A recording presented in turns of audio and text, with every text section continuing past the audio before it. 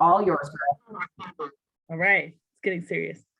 So this is the leadership series, part 4, creating a culture of care. So today we're going to talk about some different aspects that impact your culture and climate of your program. Next. I'm Dora Esparza. This is Lucy. I think you guys know us well by now. Next. So these again are some of those coaching topics that we can talk about as we go through some of these trainings. If you're like that, I want more on toxic traits and how to avoid those, or I want more on anything that we train on, we can definitely do coaching for you. So if there's anything that jumps out, let us know. Next. All right, hang on. Just let me jump in real quick. Claire, I got your email. I'm just running behind. I will resend it. I don't know. Again, I don't know what happened. Okay. Please mute yourself during the presentation. Turn on your video when you're in a breakout room. Feel free to add information into the chat box as needed. And then we'll also send you out a copy of this PowerPoint. Next.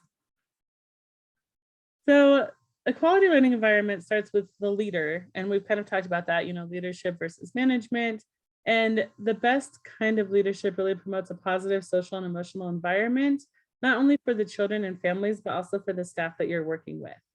So it's really important that you create, a climate of care where children can explore joy and feel wonder and feel secure. They need to be able to trust you guys to make sure that their children's needs will be met. So the relationships that built between the administrators and staff set the tone for the climate and culture experienced by the children and families.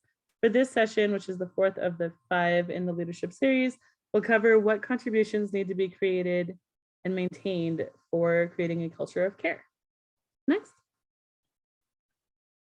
So after this training, you guys will be able to define the values that contribute to an organization's culture of care, reflect on your role and what you can do to create positive culture of care, explore the attributes and habits that interfere with a positive work culture, knowing the attributes that promote a positive work culture, understand how communication impacts the work culture, identify your own triggers that might hinder some of your communication, and then utilize tactics to promote positive communication between your staff, and also employ tactics specifically to build a positive culture.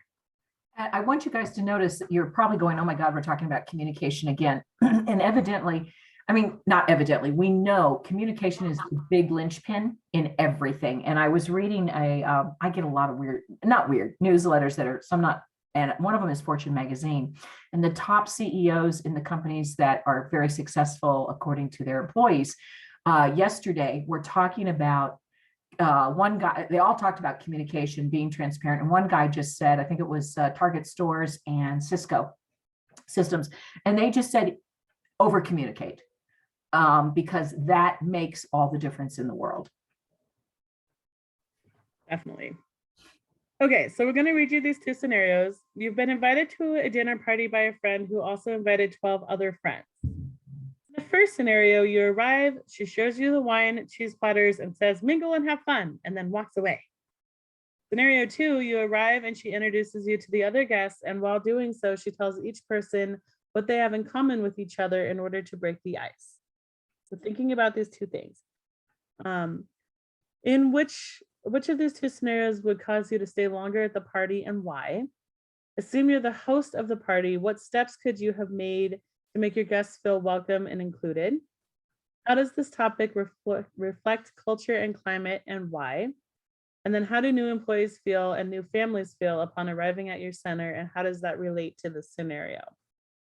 So kind of think about that. And I think we've all had instances where maybe we have a friend that has some art in a show and she invites us to the show, but then she's surrounded by a bunch of other people she knows, and you're the only one there that only knows her. Like, it can be something that we really run into in our daily lives. So kind of consider those things. We're going to put you guys into a breakout room for, what do you think, Lucy, like 7 minutes? Do some introductions. Let's go ahead. Yeah, let's do about 7 minutes. And then I will also put this think and share part in the chat box, so you have it. You do have it in an email if you were with us last week, both your personal and your business, if you want to refer to it. And it also has the scenario, but I'm going to back this up real quick. Well, I was going to back it up. It's not backing up. Anyway, hopefully those scenarios are easy to remember. All right, go ahead, Dora, and I'll. Can the person that's 13033 let me know who that is? either by unmuting or in the chat. I just want to make sure if somebody's joining by phone, but also on video, I don't put you guys in two separate rooms.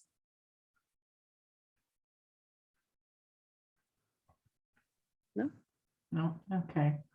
Really good point.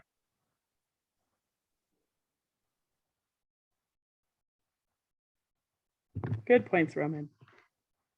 All We right. also said that that topic reflected the climate of the event and that she really just took it one step above in her communication. So, and we had kind of mentioned like she didn't do anything extra. It was just making sure you were comfortable before she left. So she's being a very gracious host too, right? Yeah. Good points. All right, next. All righty. And also, I hope you guys see the correlation. This is what we need to think about when we're bringing new people into our centers. And if we want to keep them, that we need to go that extra mile to make them feel comfortable. All right, Missy Dora. Right. So this is kind of a visual representation. This is from NACCE. This is what the culture of care looks like from the NACCE perspective. It includes professionalism, respect, positive communication, mutual support, and inclusivity. So kind of just the combination of these things is really what is creating a culture of care. And we'll talk a little bit more about this as we go. Next. So climate and culture defined. Next. So what is climate and what is culture? So these consist of shared values, norms, attitudes, and perspectives that influence the people in our organization and how they behave, basically how staff do their work and how they feel about their work. So the climate is really the way that work is done. This is how we onboard, this is how we train new staff, this is how we talk to parents, this is how we communicate with parents, this is how we do the things we do. The culture is really how the staff feels about the work and their perceptions of their work environment. So that is maybe their feelings of, we all support each other, we work really well together, we have a great team, that kind of feeling, or this is really strict, we have a lot of policies and procedures that don't work very well, this is kind of a roadblock, there's a lot of red tape, there's not a lot of trust in leadership. Those things are all kind of the culture. Like the culture is more of the feelings and the climate is really how you do what you do. Next. So creating a work culture, what to know. So there's subcultures that are created through rewards. So you might see like little groups of people and people kind of pairing off or getting into little friendship groups, how the people shape the culture that they're in. So that's like people's attitudes, how they come in, if they say good morning, how you lead, how you greet people in the morning. The culture is really negotiated by all the people within the culture. So it really is that feeling of like everyone together and what that feels like and what that looks like. The culture is very difficult to change because it's just the accumulation of people and perspectives and personalities that you're working with within that environment. Culture is learned through interaction. So every positive interaction you have, every negative interaction you have. And it's kind of a balance, if things are going really great, but then you have an off day and you're kind of snippy with somebody, like it's kind of an ongoing process. And that's kind of why it's so hard to change. Like it's created over time through all the personalities and interactions. So each little interaction can either take away or add to the culture. And then that culture is really the behaviors that you're seeing in the group of people that you're leading. Next. So toxic cultures, how they evolve over time. I think we've run into a lot of directors lately that are struggling because they might have somebody that's kind of toxic, or they might have some toxic behaviors they don't know how to deal with. I think because staffing right now is such a challenge in ECE, a lot of people are really hesitant to deal with some of the toxic traits and toxic people that they're seeing within their center. But these are some things that you can look at. It's basically marked with dysfunctional patterns of behavior. Maybe people coming in late has just gotten to be acceptable now, and that's just kind of how it is, and it's caused a lot of chaos. Those kind of patterns of the behavior that are contributing to that. Negative values and hopelessness reigns. Maybe they think, there's no point in going to talk to the director. She's not going to do anything. I feel like she's never listening. Nothing's ever going to change. This is just how it is. Like that can really be an issue. The rituals and traditions are phony and joyless. I think we've all been in trainings or, some kind of icebreaker where it's like, yep, we do this now. And it's not even fun. It's like the forced fun that isn't actually bringing people together or like causing a lot of joy. These cultures serve adults rather than the children. So it's really, managing the adults and all their dysfunctional behaviors instead of really the adults thinking about how those behaviors and values are impacting the children that they serve.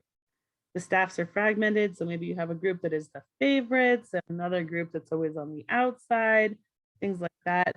It really depletes your staff members' energy over time, and it can really damage them and make it really impossible to collaborate. If there's not a good sense of culture and camaraderie, and you have such a big fragmented staff, maybe like this group of people, like the infant teachers, and they're not getting along with the preschool teachers, and the infant teachers feel like the preschool teachers get all these benefits and TSG and funding and bonuses and whatever, and preschool teachers feel like the infant teachers don't even actually do anything because babies can't learn anything and they're just like watching babies all day, whatever that might be. Like those negative attitudes and perceptions are really toxic, and that can contribute to a very toxic culture. Next. The warning signs of a toxic culture. If any of these sound familiar, you might have maybe an issue. No clear sense of purpose. So people just show up, they do their job every day, they just want to leave.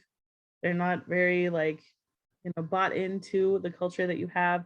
Hostile relationships among staff and or parents. If you have two teachers that are always fighting all the time, or they're always getting into it with the parents, things like that. An emphasis on the rules over the people or mission. So this could be, we don't let parents in after 9 o'clock, and that's just a rule, but it's not really caring about the people or understanding how you're really serving the families that you're serving. An absence of honest dialogue. If people feel like they can't just be honest with you as a leader or with each other, that can be a problem. Like if there is a mistrust and like a perceived negativity to being honest, that can be an issue. More self-preservation than collaboration. If people are just kind of out for themselves and what they do, and they're just worried about their own part and don't want to collaborate, that is a problem. Active back channels of information instead of going directly to the person. This is kind of where some gossip comes in. Punishment instead of recognition. If you're getting into a place where you're always writing people up all the time and you stop focusing on the positive, that can be a problem. A lack of safety. If you're getting written up or children are being left outside or people are handling children roughly or anything like that, that can definitely be an indicator of this. A small group controls the culture. So maybe a lot of people are just kind of hopeless. They show up, they do their job, they leave, they just want to go home. And then another group is like really kind of bought into it and want to have a say on policies or whatever. Like that small group can really control how that culture looks. And if there's an absence of risk, if there's nothing new happening, no quality improvement, no going towards something, and it's just the same old thing every day, staying safe, not changing anything, that can also be a sign as well. The lack of safety could also be mental health safety, like someone feels like they might get bullied, made fun of, or eyes will be rolled if they express themselves. So it also can be lack of not just personal physical being or children's personal physical being, but a lack of emotional safety. So as the director-in-chief of climate and culture, you can help shape the culture, and keeping in mind that this is something that can take a while. Like this is not an easy thing to do, but if you never make any changes, it will always stay the way it is. So you can plan for what you want to do in the future. You can kind of monitor how your changes are. So maybe instead of doing the same old boring thing that people are tired of at a staff meeting, you try something different. Did that resonate with people? Was that helpful? I'm going to try a really honest dialogue with teachers about something, modeling what you want to see in people. So being, happy that people are coming there, smiling, trying to model the behavior you want to see in your staff. Maybe that's just being honest and vulnerable and humble and saying, man, I had a rough morning today. Like I have a smile on my face, but it has been rough. That kind of just openness and humility and modeling that for people can really help that. Reinforcing the things that you want to see, and then being willing to confront people and talk about, if there are back channels or gossip, or you feel like somebody seems hopeless or something happens that they don't come to you about, having those challenging conversations when you need to. And then supporting and nurturing your staff, kind of that mental health thing, creating a safe space where they feel like they can come to you and be honest, feeling like they are physiologically and psychologically safe around you and with your leadership. And then connecting and aligning different groups for different projects. Maybe if you have the preschool teachers and the infant teachers that aren't getting along, you can find some of them to kind of mix together to create an idea for an outdoor play space, or to, I don't know, do an update or something, a newsletter, an art project, whatever that may be. Like maybe the infants do the same art project as the preschoolers, and you guys look at how that's the same or different. Something kind of fun that connects people and aligns them, especially through passion that is shared. Next. So centers with healthy cultures. This is kind of what you want to do and what you're hoping to see through changes in your culture. So directors are visible to all stakeholders. You guys are accessible. I know it's hard because you just get bogged down into all the daily things, but having a presence is really important. Communicating regularly and with purpose. Again, over communicating is totally okay, but knowing what you're trying to say and how you're trying to get that across. Don't forget that you're always a role model. How you lead is how people will try to follow. Like those things that you set are what people will go for and believe that the culture is. They're passionate about their work, accept responsibility for the school's culture, are organized. It takes extra time, but it really does kind of help with effective leadership. Exhibit a positive outlook, take pride in the physical environment, empower others to act appropriately. I mean, if you can let somebody else do something and you want to teach them and they want to learn, great. Like empower them to grow their skills. Demonstrate stewardship by protecting the center, staff, and children, and promoting that professional collaboration when you can, as it benefits your culture. Foster teachers and directors to share their knowledge. Maybe that's you send somebody to a training, they come back, they share with other people what they learned. Develop plans together to achieve organizational goals, and then focus on child learning. The goals and objectives are consistent with the mission. I think, again, we kind of lose sight of like the mission, the vision, and the values and what we're doing. And that is the leadership part that is hard to make the time for, but it's also really important because that gives you what your goals and objectives are as you kind of go forward. Next. Right. Culture of care. Next. Okay. So these are kind of those main parts of, you know, your mission, your values. It takes time to set these up, but when they're set up and they're visible, it helps people understand what you're expecting from them. If your values are accountability, then people think and know that it's okay to come to you and say, you know what, I don't feel like this was done right. I feel like maybe, you know, we could do this better, whatever that could be. Like having those things front and center lets people know the core values that you have. But as a leader, you have to be really ready to actually live those. So on this example of core values, inclusion is on there. If an inclusion is a value you have, then you need to do your best to be diligent about being inclusive. What does that mean? What is the feedback cycle? What do I do with the information I get from people? What does that look like? Like you can't just fluff these up and just pick some things that you think sound good. What are really the values that will drive your work that you expect other people to live, and how is that going to look for you guys? Your mission statement, again, what are you doing?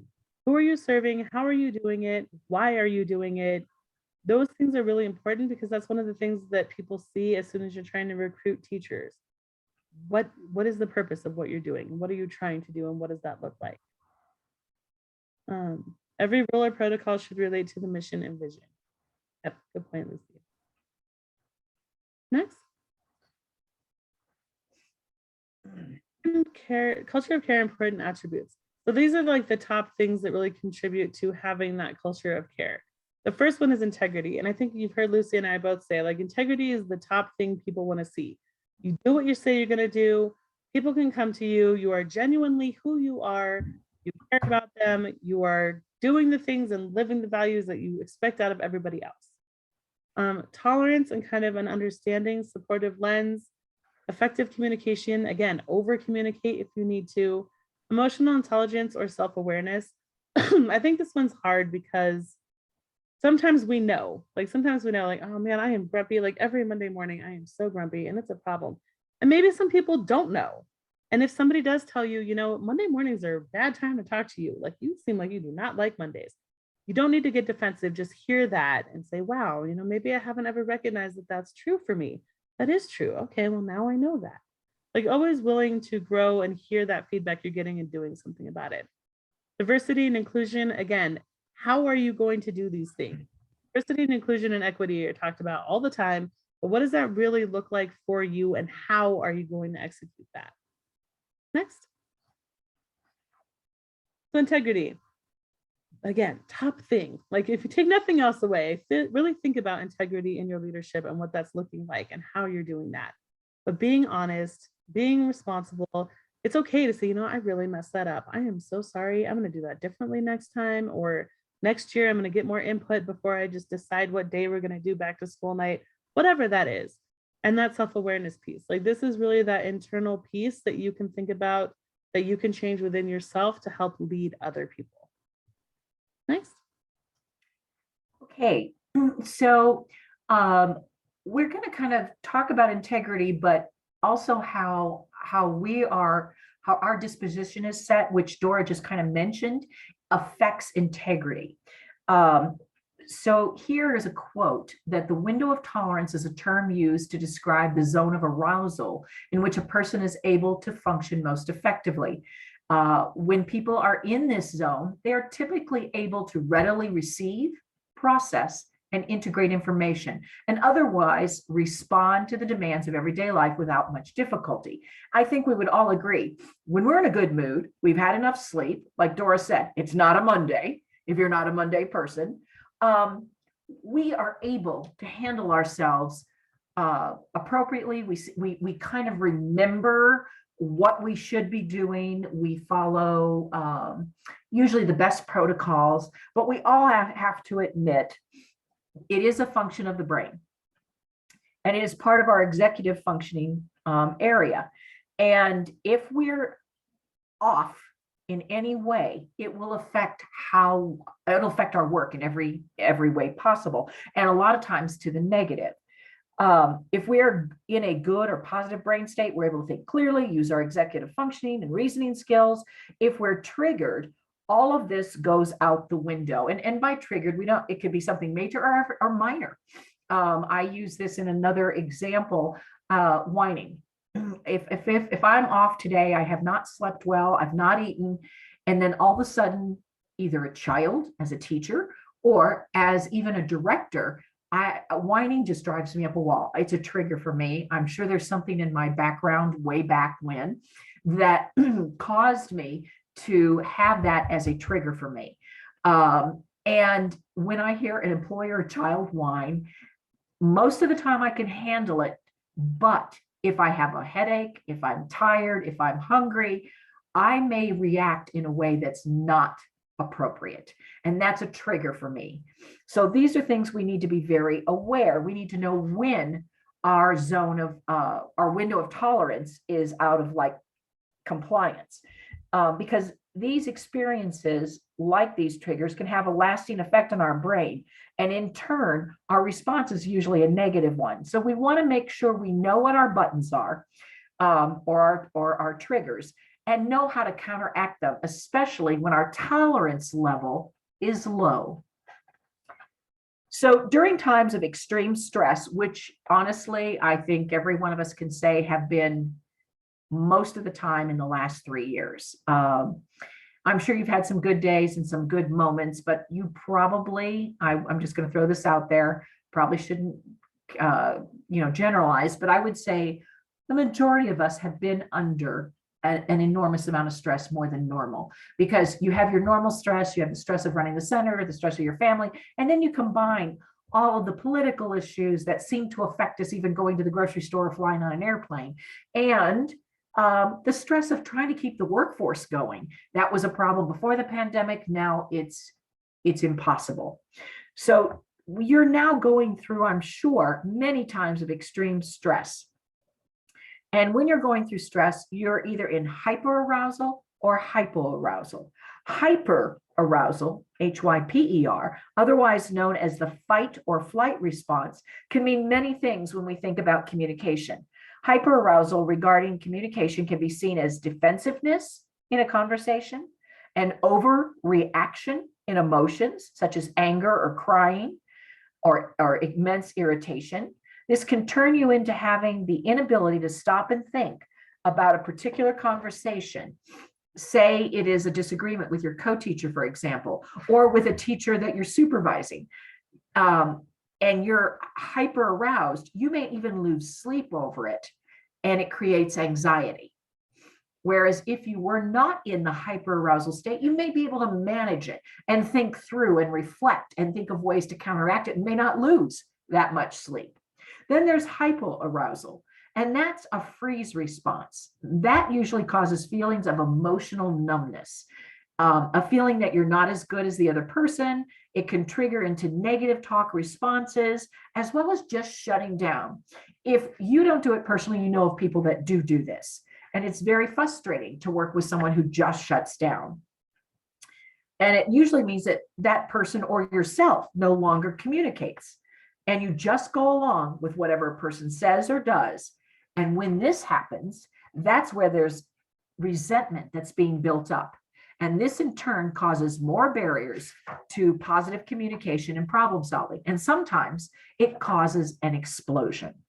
So knowing that whether you know which area you are on your own particular window of tolerance, whether it be today, yesterday, tomorrow, later this afternoon, and being able to talk yourself through, okay, I know I'm hyper aroused right now. A bunch of things did not go right. I've got to cover 4 classrooms this afternoon. I need to make sure that if someone comes at me, I have a sentence stem where I can kindly and appropriately say, hey, can we talk about this later? Because I don't want to overreact. You know, it's just being prepared because you're in a hyper arousal state or a hypoarousal state. Just make sure, even though you want to shut down, just say, hey, can we deal with this later? I promise I'll get back to you. And I know we talked about this a couple of times. Make sure you do get back to them, but it's okay. Not now, to say not now, especially if it's not an imminent emergency. So each person's tolerance level is different. For people who have a narrow window of tolerance, they may feel intense emotions, which can seem difficult to manage. And this is something to note either about yourself, but also it may be something you've observed in particular staff members.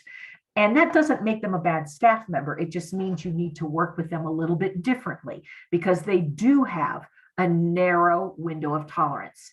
You don't want to bend over backwards and change everything and make sure that they're, you don't want to give them preference over other people, but you also want to know how to deal with them because their tolerance level is low. These individuals, then there's individuals with a wider window of tolerance, and they be able to handle more intense emotions or situations with being cool as a cucumber. That may be you, and that may be a number of people on your staff. And that's again where we've talked throughout this series about knowing your staff, knowing their weaknesses and their strengths, and playing into those weaknesses and strengths, but there's always a fine line, not to the point where they're getting more preference than another. It's just ways of approaching them or handling situations. Also being honest with them and saying, I know that, your tolerance level, your stress level is a little bit higher.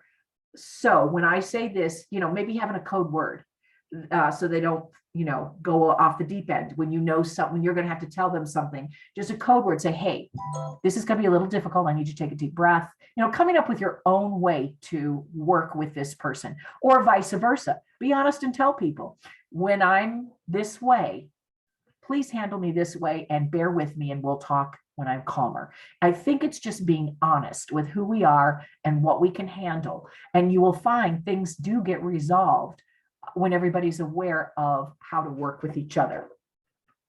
And the window of tolerance can also be affected by the environment. People are generally more able to remain within their window of tolerance when they feel safe and supported. And so again, this goes back to the climate and culture. If it's a toxic culture that is in your center, which I will tell you right now, that's somewhat prevalent. And this is not always the director's fault. It's a bunch of situations that have resulted due to what we're all going through. But now's the time to start navigating towards doing whatever you can to get rid of that toxicity, whether it's the way things are done, the protocols that are used, or actually getting rid of highly toxic people. And it's also about open communication. And as we've mentioned more times than I'm sure you're ready to hear, it's about relationship building. And we're not just talking about seeing your co-teacher or your director as a director, your teachers in a relationship. It's about establishing some type of relationship with everybody that works in the center. And it's possible for individuals who do become dysregulated to use techniques to get back into their window of tolerance or to be able to cope. And that's one of the things that you might want to seek out more ways to cope with stress levels and a lower window of tolerance. And one of the ways, one of the techniques, which we got from one of our colleagues, and she actually came up with these slides, is what they call container method. And I'm actually not going to take you through it due to time, because a lot of times this is a 3-hour course, but you will have a copy in the resource file of this. This is also on a handout, and it's also on the slides. And then we put the notes for the slide in the PDF so that you can practice it yourself or teach it to your staff. You know, maybe it's something that when you have a meeting, you say, hey, I want to teach everybody, I'm going to take you through the container method right now and teach you a way to handle stress. And it will work for some and it won't work for others. And that's a great way to open meetings or some type of communication, or attach it to an email, although sometimes you really need to demonstrate it. And just so you know, this would be where for the next 10 minutes, I'd walk you through, you know, visualizing, building a container, imagining opening up, throwing in all your frustrations. And it's a 6-step process. And then you do some breathing at the end. And teaching your people to do this is helping them learn to cope, as well as helping yourself. And not every method works. That's why it's great if you can seek out a variety of strategies on coping with stress. One of them will work for almost everybody at one point or another. So now we're going to talk briefly, because we've talked about communication barriers, but something that we need to be very aware of that is not necessarily done on purpose. This is an awareness we need to have. So quite frankly, different generations have different communication barriers, hence the age-old communication barriers that happen. Like, you know, baby boomers are saying, good Lord, Gen Z doesn't have a clue, Gen X doesn't get it. But then conversely, Gen Z's like, you know what, man, those baby boomers or Gen X, they just don't get it. And it's not a matter of just compartmentalizing all of this. It's being able to listen and understand where they're coming from. Whether you believe it or believe that theory or their take on it, that's not what's necessary. It's knowing that's where they're coming from and accepting it. And then if a decision has to be made or you have to work with somebody that's of a different generation, just trying to find the common ground. And that really is important. You have to remember, generations make a difference. Perceptions, we've talked about this many times. Perceptions are not actually real, but they really are. Perception really does become reality, because if people don't have the full 360 of something, whatever they perceive, to them, it is reality. And breaking through those perceptions is very important. Even being honest with someone and say, I'm getting the feeling that you think, and having that conversation. And maybe if it's possible, giving them the full viewpoint. Now, we've talked about sometimes we can't give our employees the full viewpoint about what's going on. Maybe there is a staff member has their contracts not been renewed. And this has happened recently at a couple schools that are on 9-month schedules. And some of the staff are resentful because they really like the person that's not renewed. They see a lot of value in the person that's not renewed. Parents, several of the schools, they've had uproars from parents because this is a person that's been there for 15 years and had 3 of their children, and how could they not renew their contract? However, as an administrator, you can't convey some of the issues that are very serious, which may be extreme safety issues, maybe some handling of children, and you've tried to work with them and they handle the children in a way that's not appropriate, and their contract cannot be renewed. And that stuff you can't share. But what you can share is, please understand this decision was not made lightly. And hopefully the person whose contract's not being renewed, or the person that's been fired, doesn't spread a lot of issues. That sometimes does happen. But that's again, we're over communicating as much as you can, and just getting people to realize there are a number of things that you're not aware of. Please trust that we're making the best decision for your children. And then stress, attitude, lack of transparency, listening is huge.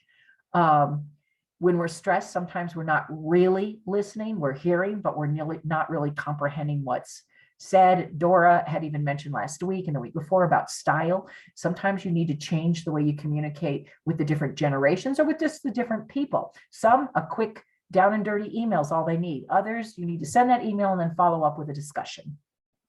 Obviously, if English is not the first language, we need to make sure things are translated or someone can translate, or that you have a peaceful moment where the two of you can communicate, hopefully so that the person whose English is not their first language, if that's the language being spoken, that they really truly understand what's being said. And then, of course, conflict. Anytime there's conflict, communication becomes halted.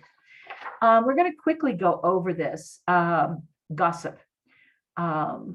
And this is something that we've seen taken centers down, literally. Gossip has literally turned really good centers into becoming a toxic environment just by 1, 2, or 3 people, or a minority group. And sometimes it's one person. And one thing our employees need to understand, and we need to make sure we're not taking part of it. Even if we think we're not gossiping, we need to be careful about what we do convey. What you don't see with your eyes and don't witness with your mouth is really gossip, to be perfectly honest. And then everybody needs to understand those who gossip with you will also gossip about you. So, a lot of people need to understand what goes around comes around. And what happens when gossip's passed on? Well, obviously the telephone game, we've all played this, a distortion and recall. There is actual statistics that people that witness a crime or a catastrophic event, when police or whoever go back and get them to recall what happened so they can get the facts, only 20% of their recall is accurate. And that's normal. A lot of people think if you've had a witness, that's it. That's not necessarily it, because sometimes the trauma of the event in itself causes a distortion in recall. And increased importance. Dora and I are seeing a lot of this. And I don't know really how to explain this, but this is where somebody finds something an irritant, or a new protocol has been broached, or new rule, and I think we're seeing this in media, something that's really not a big deal becomes a big deal. And I would say in early childhood, we're now being attacked right and left in the media. There are people that are convinced we're teaching sex education to children. I don't know about you guys. I don't know anybody doing it. And I've got my pulse on a number of schools and schools in other states. And yeah, there's always a few outward weirdos out there, teachers that do things that are inappropriate. But overall, we're not grooming children. And yet that is now a thing. And I don't know if you guys have noticed, but in the last 4 weeks, social emotional learning has now been looped into and pulled into the negative. And that social emotional learning grooms children into thinking things that they shouldn't be thinking. I mean, it's gotten weird. So that's where people are taking things that are not a fact and making it bigger than it is. And I think we've all seen that. And then forgetting. Like you're retelling a story, but you're forgetting some of the most important information, and then blending events. And I'm going to be honest, I've been guilty of that. Like even, I might be relating something to Dora, a conversation with Dora, and all of a sudden, halfway through the conversation, I realize I'm conveying to her 2 different conversations. I'm like, oh, wait, no, that's what so-and-so told me, and that's where we're going here. And oh man, I'm mixing up this center with that center. And that happens because we have a lot going on. So why do people gossip? To feel superior. They want to be the center of attention, out of boredom, out of envy, to feel like they're part of the group. This happens a lot. For attention, to gain information, and to influence others. We know that gossip basically has horrible negative consequences.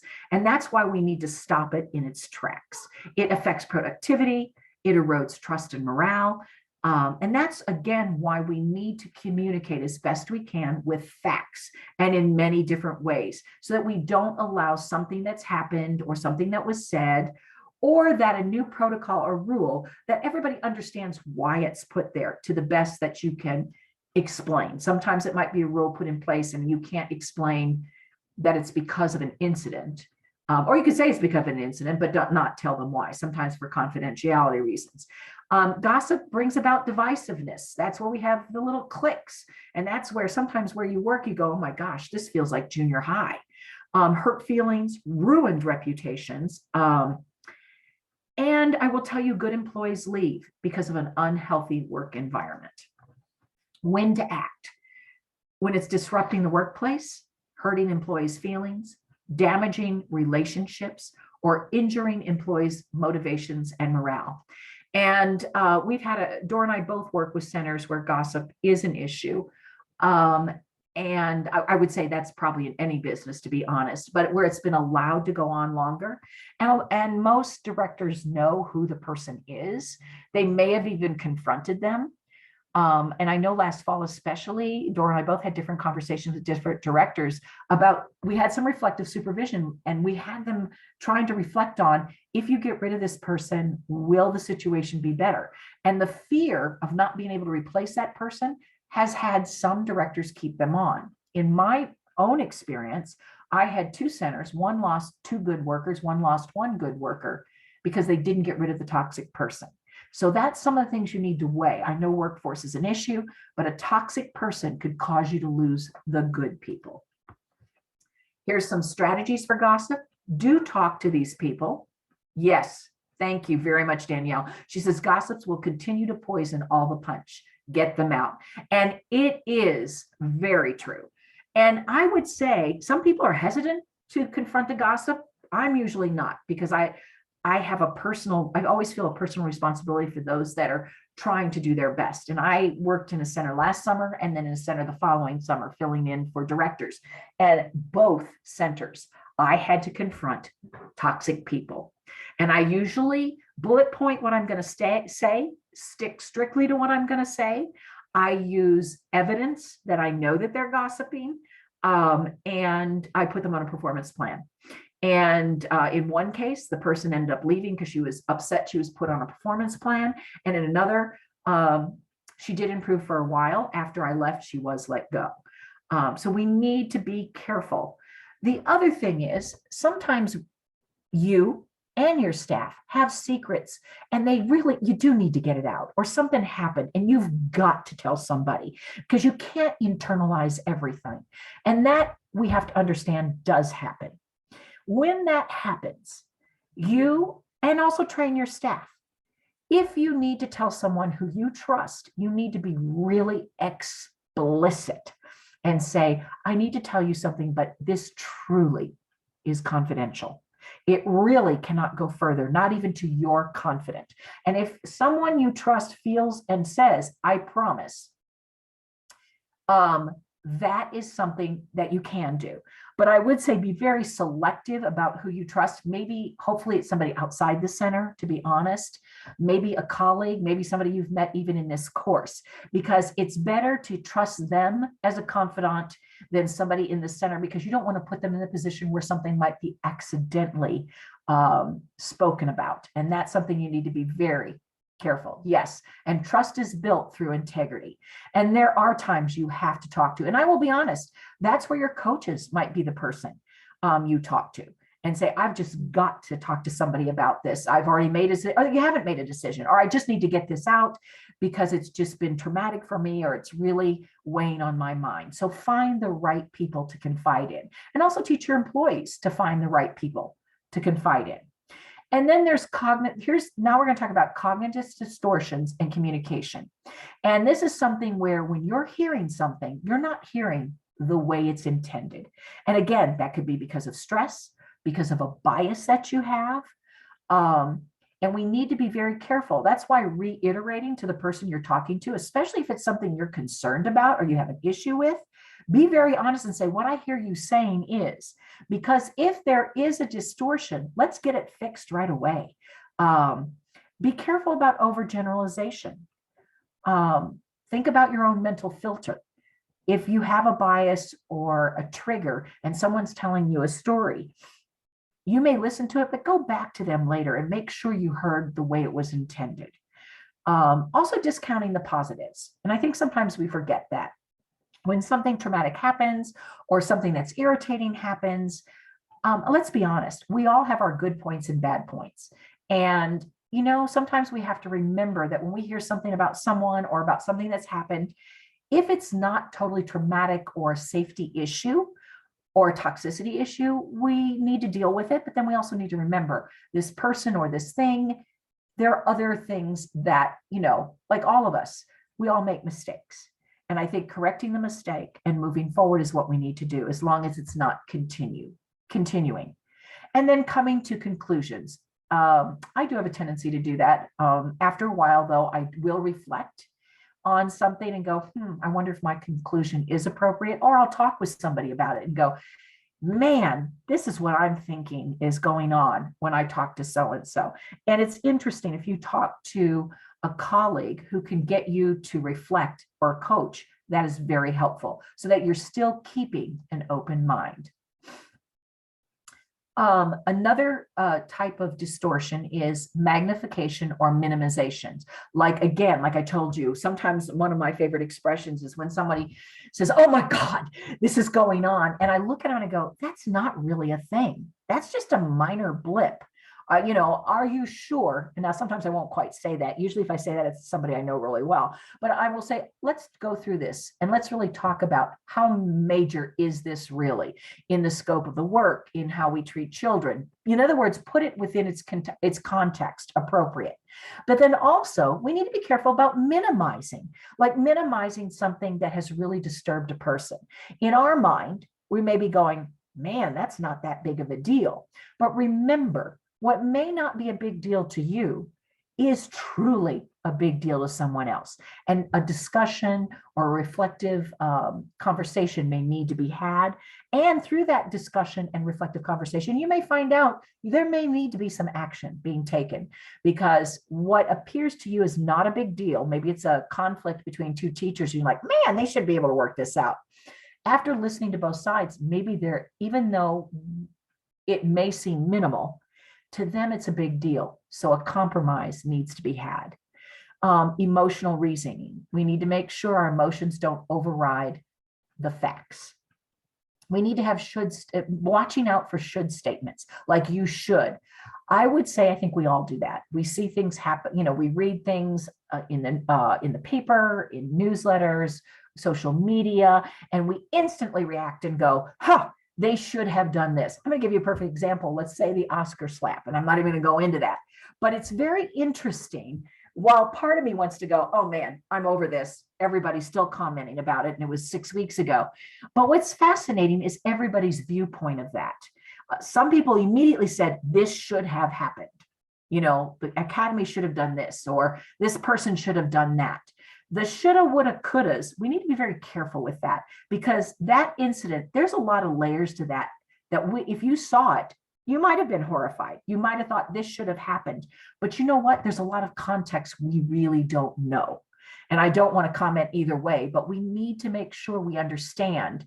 Just saying this should have happened may not be the solution, and need to make sure we're getting a 360 on whatever a situation is and not blaming or shaming anybody. And then, of course, labeling. We all have a tendency to do that here and there. Sometimes just when you're trying to speak quickly about something, but we also need to be very careful that we are not just totally labeling or categorizing people or children or families to the point where we end up harming reputations or how people react, or we end up doing or saying things that are inappropriate. And then personalizing and blaming people for things that maybe it was a situational thing. And that's again, things we need to think about when we're talking about communication and being aware that these distortions do happen. And then there's conflict. And conflict, unfortunately, is something that we're facing more and more on a daily basis. And not knowing that we might have our own cognitive distortions creates conflict in our own relationships and culture and work environment. So going back and reflecting on those distortions might be helpful, and realizing, yeah, I do generalize a lot.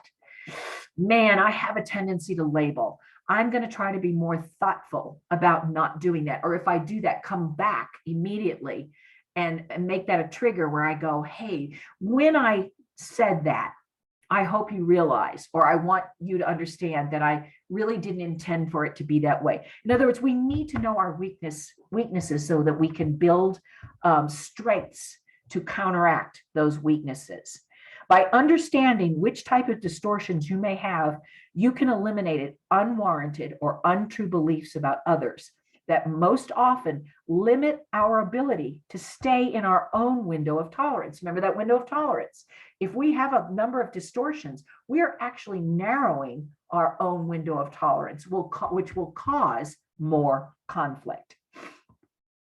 And so when it comes to interactions and communications with coworkers, co-teachers, or staff members, or the relationships we have, we need to do some reflecting on our own issues and try to counteract them.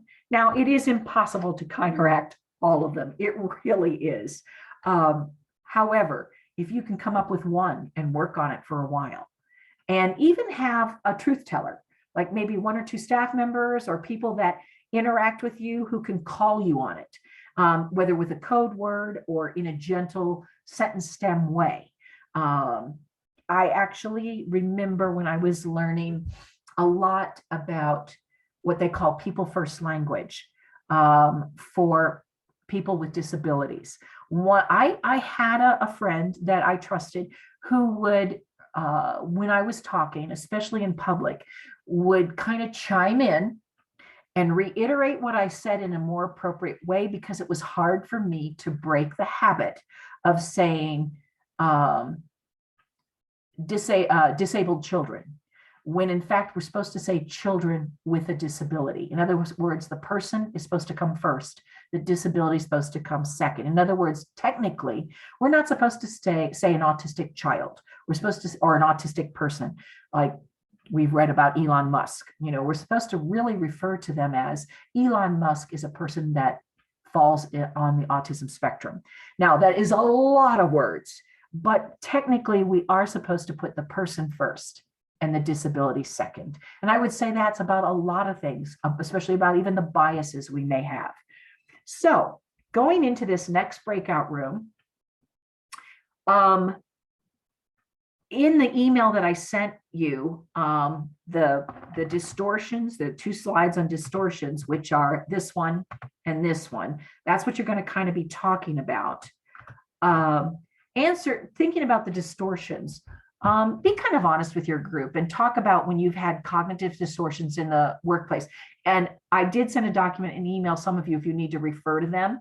I will put these questions in the chat box, and I'll try to put some of the distortions in if I can, but it's a little hard to do. But if you even looked at some of those distortions as I discussed them, I'm sure you already picked out at least one that you know yourself needs to work on. And think about it. How does it make you feel about it? What could you do differently if you find yourself doing this? And which distortions do you feel is most common for you? Oh, okay, great. Yeah, Danielle, we'll see you when you get back. We get that. All right, so Dora, you want to put us in breakout rooms, say, for a good 10 minutes? Perfect. All righty. And then I'm going to go ahead and put these directions in the box. And I'll see if I can put the distortions in the box. Right. Off you guys go.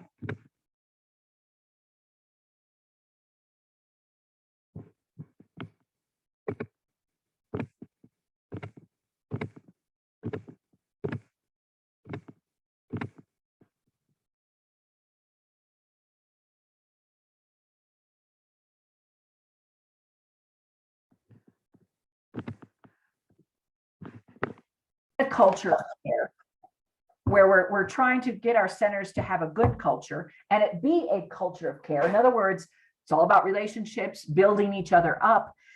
We talked about feedback last week, and feedback's not bad. We're not saying get rid of that, but this is an interesting perspective. We're not going to go through this in detail, but this might be something you might want to print out, this particular slide, and think about it. And thinking about feed forward, I know when I saw this, I went, oh, what a cool idea, because I had never seen this before. You know, feedback is where you're emphasizing on the past. In other words, you've already observed something. It's part of a conversation. You're talking about something that already happened, and that's still real important. We can't get rid of that. But feed forward is more an emphasis on the future. Sometimes, maybe even based on what you might do in feedback, maybe you approach something that you saw, heard, or a way you're going, like maybe you're going to be delving into gold more and using the reports as foundation for lesson planning. That's where you're going to maybe, instead of rather critiquing teachers, saying, hey, you know what, this is the way we're going to move forward so that we can be address actual children's needs specifically. And rather than talking about what you've seen in the past or what has happened, just talk about this is where we're moving. In other words, talking about the future, talking about ideas on how to improve. In other words, again, not referencing. And I'm going to be honest, I'm very guilty of this. I usually, when I'm talking about moving forward, I always go, because this happened. And I know you've heard me say that, you know, this has happened in the past, or this is the way it's usually done. So let's go this direction. Instead of referring to the past, just be that rah, hey, for improvement and making sure we're addressing children's needs, we're going to move in this direction, and not referring to what we used to do. In other words, it's highlighting what we used to do. I think, and this is kind of the gist of this, even when we say it in a positive context, we're actually talking that what we did in the past was either harmful, wrong, or not the right way. And that's not necessarily true. Everything is a process. So if we eliminate referring to the past, we just go ahead and say, this is what's going to happen in the future, and then why it will make the future better, or make children better, or be better for families, or be better for your maybe some new protocols or things that you're going to do, or new ways of doing staffing for the betterment of your staff. Maybe there's going to be a little more flexibility. I know I've mentioned this a couple of times. A lot of people are now really looking at, especially as they open up from 6 to 6 or 7 to 7 or 7 to 6, doing 4-hour work days, and then and then kind of doing some rotations where people can have 3 days off a week, obviously the weekend, and then maybe a day during the week. So, and some people really find that effective, some don't. But just moving forward and not worrying about what happened in the past, being more of a cheerleader for, hey, let's try this because this might help that, and not refer to what happened in the past. And then we did talk a little bit about feedback last week. This is just a quick review, that when you're doing constructive feedback, and feedback should always be constructive, it should be more like, this is what was observed, and I'm wondering, or I'm thinking, what about this approach? Or have you thought of another? Usually if you can get them to say it, what have you thought about another potential approach? Make sure you're a good listener. Try noticing, ask questions, dig down to the next steps. That's the other thing. Sometimes we may talk to someone about something that needs to be done differently, but how much scaffolding and how many strategies and how much coaching are you going to give them to really move that way? This spring, a lot of directors, especially because some of the workforce are stressed and they're coming in late all the time, are writing a lot of improvement plans. And one of the things, when I go through an improvement plan with a director, I will constantly push them, what else can you do to support this? What else can you do to support this? Not necessarily give in, but, are you giving them enough strategies to make sure that this behavior will be corrected? And then obviously we talked about communication last week. Here are the 4 primary sources of communication: spoken, written, visual, and electronic. And this is just to remind you that sometimes important messages may need to go through all 4 of these for the message that you intend to be received. If not, statistics say it should go through at least 2 of them. Because if it's an important piece, just doing it spoken or just doing it written usually won't get the job done. That's where misconceptions come about, or people read it differently because they're reading it through their own lens, like we just talked about cognitive distortions, and things that come electronically. Of course, that's usually written, but even at that, we want to make sure that we're being very clear about what we're sharing. And here's just an acronym for effective communication. Make sure you vary your tone, your pitch, your rate of speech. I think those of you that have had to listen to Dora and I'm sure there's times you're like, oh man, they're exhausting. I'm glad I'm going to have this next time off. But hopefully the one thing you do hear from us is we don't have a flat pitch or a flat rate of voice. We do fluctuate, even if it's annoying. At least we're not, I would say we don't put anybody to sleep usually. Eye contact, especially when it's in person, eye contact's important. But we also need to remember eye contact for some people's uncomfortable, and be aware of that. Figure out who that is and don't take offense to it. Remain focused, very focused on what you're saying. Show that you're paying close attention as you listen. Be empathetic, encouraging, and respectful. All that you do in the presence of another communicates. In other words, all of these actions, paying close attention, make sure that you're not looking at your phone, your watch, especially if it's something important that they want to tell you. It's really important we turn that phone off or and that they see it. Actually showing them, hey, do you mind? I'm just going to put my phone on do not disturb or turn it off while I listen to you. Or they see you turn the phone over in front of them. That immediately symbolizes I'm giving you my full attention, especially in this day and age. It's very hard to talk to somebody when they keep glancing at their watch or their phone. There are times you have to do that. When I've been in a meeting where I've had to do that, especially a meeting in person before COVID, before I did a lot of Zooms, there were a few times I had to, one, because I knew there was an impending emergency or I may need to go to a center to help fill in. I would be very honest and say, I hope you guys don't mind. Occasionally I'm only going to look at messages from this one center because there's a potential emergency. Most people understand that. But if you're just constantly referring to your electronic device or your computer screen, you've kind of lost whoever you're trying to talk with at that point. So we're going to quickly, this can be its own presentation, but we're going to talk a little bit because it was mentioned that to have a culture of care, you need to have a degree of emotional intelligence. We have some people it comes natural to, and others it does not. And actually, emotional intelligence can be learned. This was something I really got into years ago when Daniel Mullen, who created the topic and did some of the initial research in 98 or something.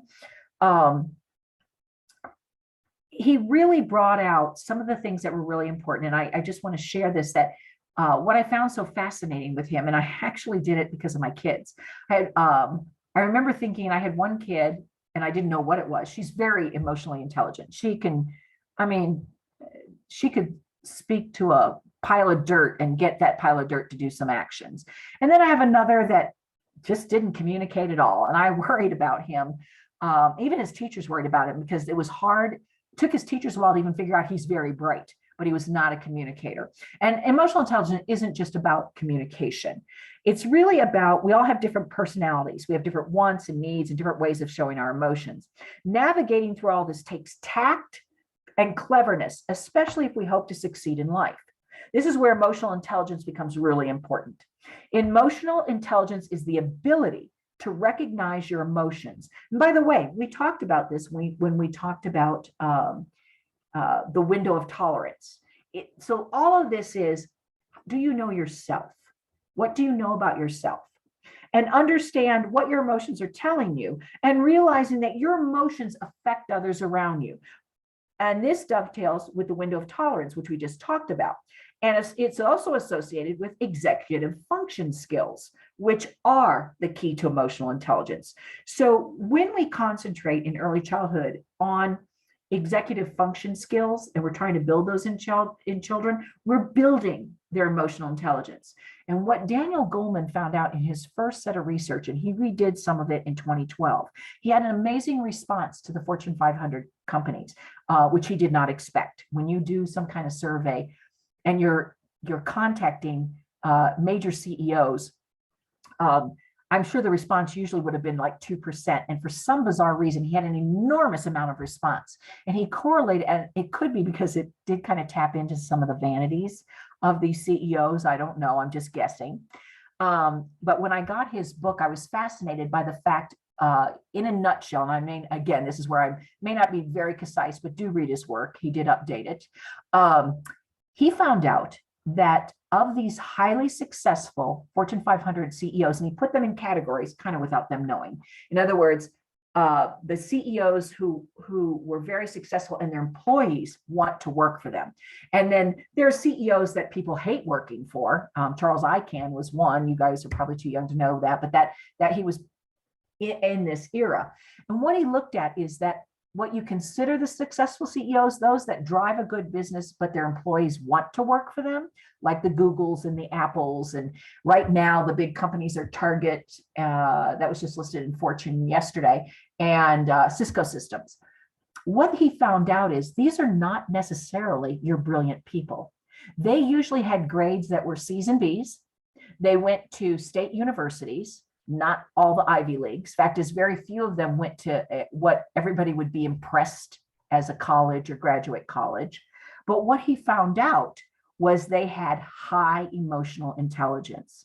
So what this has told us over the years through other people doing research is we can help our children. Yes, they need to be educated. Yes, they need to know the ABCs and 1, 2, 3s. But honestly, if they do decently, but they have high emotional intelligence, we have armed them with what they need to succeed in life. Here are the characteristics of emotional intelligence. Basically, having self-awareness, self-regulation, motivation, empathy, and skills. And so even with your staff, there are little quizzes you can give that they can take on their own, and you can even give them links to other things. If you feel like somebody needs some help with their emotional intelligence, that may be something you might, in a reflective conversation, work with them on, or have them take some kind of quiz and decide, hey, if you want to build on your emotional intelligence, which, by the way, like I said, will open up that window of tolerance, and they'll be able to handle more stress more appropriately. Or, you might have a staff member who is amazing with kids. And I've actually had people like that. I mean, amazing. But honestly, their coworkers can't stand them. They're just rude. For some reason, they can turn it on with kids, but they can't turn it on with staff. That's somebody you want to work with. They don't have to be everybody's friend, but they do have to be collegial. And this is where they truly have a lack of one area or two in emotional intelligence. By the way, don't forget, all of these hyperlinks will take you to other resources. And then there's resources in the resources folder that will be sent in the email. Here are the 4 stages of emotional intelligence: insight, assessment, training, and application. So somebody who really wants to improve, they just need to either get in a course or a course online or do some reading. And then you might be the one, or you might have a coach. This is where you use your coaches who can come in and coach this person and pick bite-sized things they can work on. And after taking a quiz or evaluating, they realize there's like 3 or 4 things I need to work on. And the coach and them, through reflective conversation, come up with goals on one area. And you work on one thing at a time. And that may help them in their own life, not just their work life, but their personal life. Usually people that have low emotional intelligence struggle with relationships. Now, all of this kind of wraps into, we've heard the growth mindset thing. And growth mindset is not like, if I think positive, everything will work. It's not that. It's way more than that. And again, this can be its own presentation. But emotional and emotional intelligence and growth mindset are very connected. If you have good emotional intelligence, that means you have a good growth mindset. If we go back to self-awareness, self-regulation, and empathy and social skills, those are all thinking positive and positive movement, and that helps with having a growth mindset. In other words, you look at the glass as being half full, not half empty. We all know people that their primary personality is positivity, and that's wonderful. Sometimes they drive us crazy, especially if we're not feeling up to par. You just want to slap them, because you're like, man, that rosy cheeriness is driving me crazy today on a Monday morning when I can't cope. But we do think highly of them. But then we also know the Debbie Downers. Everything is a negative. I can't learn anything I want. I can't do anything I want to do. I'm frustrated. They just feel like they can't move forward, or they see the whole world as negative. There is nothing positive going on in this world. And sometimes they're uncomfortable to be around because they end up dragging you down. And then all of us have a degree of both. And that's, again, that window of tolerance. If we're in a good mood, we've slept, we've eaten, we might have more of a growth mindset. And then if things are not going well or we're highly stressed, our growth mindset might fluctuate to more negativity. So know that emotional intelligence and growth mindset can be, you can grow in it, and you can go back and forth between the positive and the negative. But again, it's about knowing yourself and when you might need to stop and set some parameters for yourself to move forward. So obviously, diversity and inclusion are huge. We're only better when we're all together and we're different. When we're all the same, nothing new happens. And while many centers are doing work on this topic, we thought it was important to mention that in an increasingly diverse and multicultural society, it's more important than ever for staff to incorporate culturally responsive and inclusive practices, and that communication and instruction in our rooms and the center at large is inclusive. That's where we talk a lot about communications. We need to make sure if someone's from a different culture, a different language, and culture may not even be like from a different country. Culture can be from your socioeconomic status. It can be your family's culture. We just need to be in tune that we need to deliver messages in several ways to make sure we're tapping into them, and that we understand and respect that they hear things or they might perceive things differently. And let's work through this, especially if you're struggling with it. We need to be very open to the fact that we are different, and that's okay. Right now, we have some forces that are striving to clamp down on diversity and inclusion, and we're all trying to hire diverse staff, and it's really tough right now. And you don't just pick diversity for diversity's sake. We obviously need to have a qualified person. It's more about how do we attract those candidates, and that comes in recruiting, and that, of course, would be another whole session. But we're talking about, sometimes we have to go outside what we normally do. Don't just post on Indeed or a website. Post at a church, a flyer, put it on the back put it in the grocery stores, literally, or charge your people in your center to help recruit. In other words, we need to look in order to attract diverse candidates who are qualified.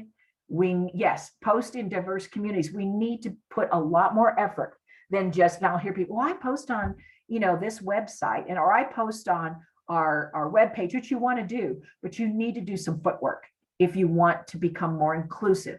Again, Jessica, you're correct. Partner with high schools and colleges. Maybe cultivate.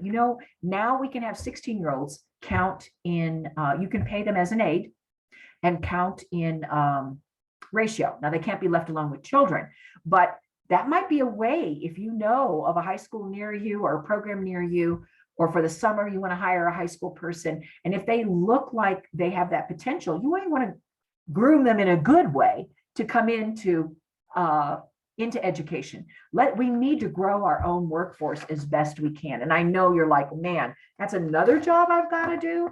Well, it's kind of a one you can put on the wayside and maybe use your colleagues to help. Maybe colleagues get together and say, hey, let's all go and do a recruitment over at this high school. That might be a really good opportunity. But just think in terms of, it's not just about workforce, it's about our families and it's about our staff. And we're only better by being more diverse and having more viewpoints. Because honestly, that's what the world is. We cannot stick our heads in the sand. So changing a negative culture, we need to make sure that we're not the ones being toxic. We need to check our own interactions. We need to build people up, especially those that need it. We need to choose to trust new people. That would be with other work or doing things for you or being a leader or being a mentor. We need to ask for and give feedback. We need to have courageous conversations. We need to focus on what can be changed. There are some things we can't change or we can't change now. So let's focus on the low-hanging fruit and then go deeper as we go. Refuse to give power to toxicity. We just got to stop that gossip, get rid of that toxic person as soon as we can. I usually say to a director, come up with a staffing plan and then fire them. If you can, get a sub in already, starting next week. And then on Friday, give them their last paycheck and say, thank you very much, but this is not working for us. Make new friends, watch each other teach. That's something that you can definitely promote among your staff. I would also recommend, and I realize right now this is not the time because you're just struggling to cover classrooms, but if you become fully staffed, do occasionally go in and teach a lesson, especially if it's something you want people to observe, an appropriate way to do something for 5 minutes. Initiate hard conversations. That's really tough, but we've got to do it. Be the voice of reason and be positive. Do tap into your colleagues. Sometimes having a couple of colleagues that you can go to, or coaches that you can go to and reflect upon. They can be your sounding board. Utilize other people. Don't contain all this stress to yourself or to your spouse or to your partner or family in general. I know families are where we want to let it all out, but sometimes we need to give them a break. We just do. And we need to go home and kind of compartmentalize some of this. So in creating a culture of care, it's all about taking into consideration your children, your staff, and your families, and making sure everyone feels valued. It's making sure you have a mission statement that's not only visible, but something you can put on a t-shirt and just say, and that you can actually live it. If it's a bunch of gobbledygook, or it goes on for like 5 or 6 or 7 sentences, you need to reformulate that mission statement. It needs to be something that you truly live and breathe, and that everything you do, you can go back to in one way, shape, or form and say, yes, this protocol follows because this is part of our mission. Building a culture of care is commitment, attracting the right people, families, retaining, and empowering. That's a really good acronym for building a culture of care. Creating a culture of care, these are all areas we've talked about a little bit.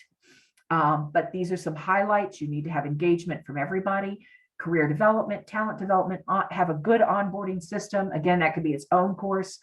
I think in the, I'm pretty sure I put an onboarding manual that you could pick and choose from. Our onboarding, because of COVID, has probably suffered a little bit. And maybe you need to relook at that, making sure we're doing mentoring and inclusion. And then all of these slides, I'm not going to go through due to the time, but there is narrative for each one of them. Some of these about: listening, including, informing, honor life outside of work. There's some comments about what that actually means. And cultivating talent. There's some new ideas for this slide. Staff engagement, stand-ups. I had never heard of stand-ups. You may want to read about that. Idea sharing, maybe how to do some idea sharing, how to purposely connect to mission and getting your staff to do it. These are all some really good ideas. And like Dora says all the time, get some fun in there as best you can. I know it's hard to do, but you need to come up with at least once a month something fun, even silly, even an opening activity to a meeting or something that happens in the morning. Dora, you want to jump in? Real fun, not forced fun, not like the joyless, not fun, but like something actually fun, like maybe charade or Pictionary or some kind of goofy, silly, actually fun thing. Not What like about even putting a thing of bubbles on everybody's desk one morning, and it's going to be a beautiful day, and everybody walks in and there's a big thing of bubbles. Those are cheap. You can go to the dollar store for that. Or buy the refillable and do, if their bubble stuff is run out. And everybody walks in, even down to the infants, and they're like, bubbles? Huh, that'll get people going. I mean, what's more fun than friggin' bubbles? Just little things like that, or just a candy kiss.